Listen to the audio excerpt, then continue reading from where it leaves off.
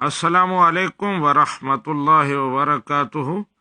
एक भाई साहब पूछते हैं कि उन्होंने अपनी बीवी को 3 तलाकें दी हैं, लेकिन अब पता चला है कि बीवी तो हामिला थी उस वक़्त, तो क्या वो तलाक हुई है या नहीं। तो इस सिलसिले में गुजारिश ये है कि हमल तलाक के वाक़या होने में माने नहीं है। यानी औरत अगर हामिला हो तो उसे तलाक दी जाए तो वो तलाक भी उसी तरह वाक़या हो जाएगी जिस तरह गैर हामिला को वाक़या हो जाती है।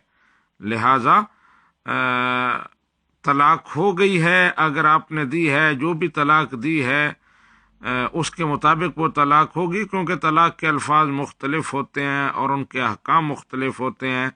मज़ीद तफसीलात आप अपने इलाके में किसी मुफ्ती साहिब के पास जाकर पूछ सकते हैं और अपना मसला उनसे हल करवा सकते हैं।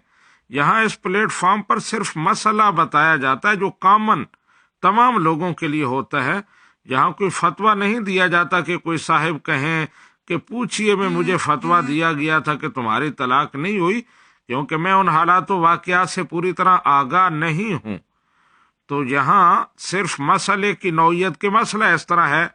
अब मुझे नहीं पता कि आपका वाक़या इसी तरह है या किसी और तरह है।